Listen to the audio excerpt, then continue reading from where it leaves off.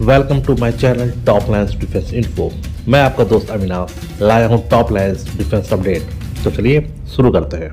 Finally 28 मार्च 2025 को ministry of defence ने Indian force तथा इंडियन आर्मी के लिए 156 light combat helicopter LCH HL को बनाने के लिए बोल दिया है। करीब 25 साल के बाद इस डील को साइन किया गया है। 1999 की कारगिल की जंग में पहली बार इस तरह के कॉम्बैट हेलीकॉप्टर की जरूरत महसूस हुई थी। हालांकि उस समय भी इंडियन फोर्स के पास रशिया से खरीदे गए Mi-17 हेलीकॉप्टर थे, जो कि जरूरत पड़ने पे कॉम्बैट रोल के लिए भी इस्तेमाल किए जा सकते थे।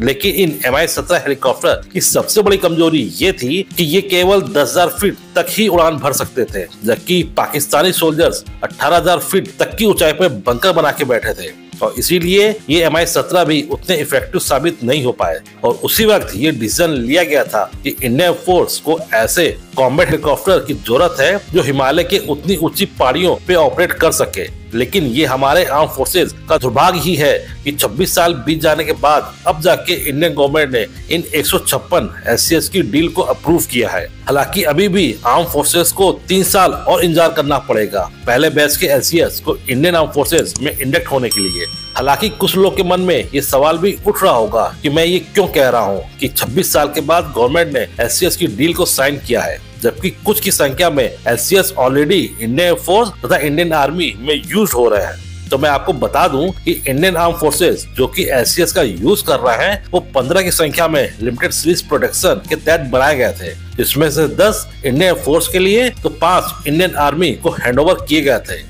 इंडियन गवर्नमेंट द्वारा इन लिमिटेड सीरीज के LCH को बनाने का मकसद दोनों आर्म फोर्सेस के द्वारा इस LCH का एक्सटेंसिव यूज करके इनकी स्ट्रेंथ के साथ साथ इनकी शॉर्टकमिंग के बारे में मालूम किया जा सके तथा उसके बाद किसी भी तरह का चेंज अगर दोनों आर्म फोर्सेस चाहती हैं तो फाइनल प्रोडक्ट का ऑर्डर देने से पहले उन चेंजेस को सम्मिलित किया जा सके। और इसी वजह से इन लिमिटेड सीरीज के LCH की फायर पावर भी बहुत ही कम रखी गई थी। ये LCH केवल 70 mm के रॉकेट्स के साथ 20 mm की टर्रेट गन का ही यूज कर सकते थे। हालांकि बाद में इन्हीं LCH का यूज करके और वेपन्स जैसे एयर लॉन्च हेलिना, ध्रुवास्त्र तथा air to air missile Mistral 2 का भी टेस्ट करके इनको वैलिडेट करवाया गया। बहुत ही कम लोग को ये मालूम होगा कि LCH और इंडियन आर्मी के लिए खास तौर पर तैयार करवाया गया रुद्रा हेलीकॉप्टर दोनों ही HL के ध्रुव हेलीकॉप्टर के ऊपर ही बेस्ड है। लेकिन दोनों हेलीकॉप्टर को बनाने का पर्पस अलग था और इसीलिए दोनों ही हेलीकॉप्टर को लगभग एक ही समय पे बनवाने का विचार किया गया था। जहां रुद्रा हेलीकॉप्टर को मुख्यतः इंडियन आर्मी के मैकेनाइज्ड इन्फेंट्री के साथ क्लोज एयर सपोर्ट देने के लिए तैयार किया गया था, तो वहीं LCH का यूज ऊंचाई वाले एरिया में ऑपरेट करना था। और इसीलिए LCH अपने आप में एक अनूठा हेलीकॉप्टर है जो इतनी ऊंचाई पे और डिसेंट पेलोड के साथ आसानी से उड़ सकता है।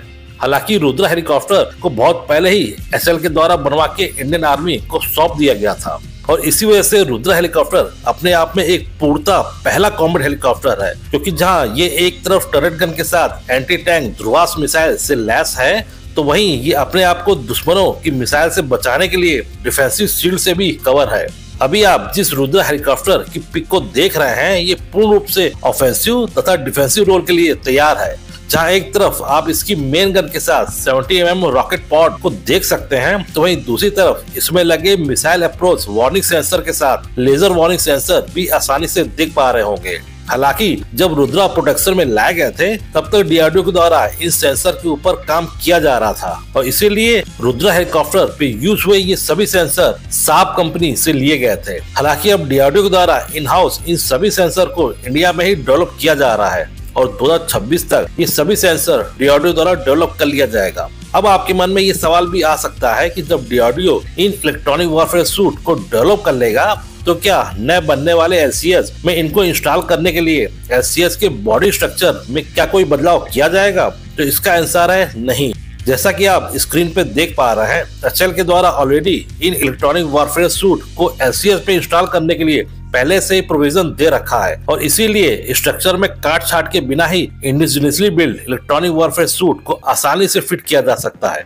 इसके अलावा भी गवर्नमेंट के द्वारा रिसेंटली ऑर्डर किए गए 156 LCH में इंडिजिनियस कंटेंट 60% तक होने का वादा HL के द्वारा किया गया है, जो कि पहले तक केवल 45% तक ही था। इन सभी बनने वाले LCH को HL अपने कर्नाटका के टुमकुर फैसिलिटी पे बनाएगी, जो कि अभी कुछ समय पहले ही Indian prime minister Shri Narendra Modi द्वारा इनॉग्रेट किया गया था। खैर 2028 से जब ये LCS प्रचंड इंडियन एयरफोर्स तथा इंडियन आर्मी को मिलने शुरू हो जाएंगे, तब इंडियन आर्म फोर्सेस की ताकत कई गुना बढ़ जाएगी।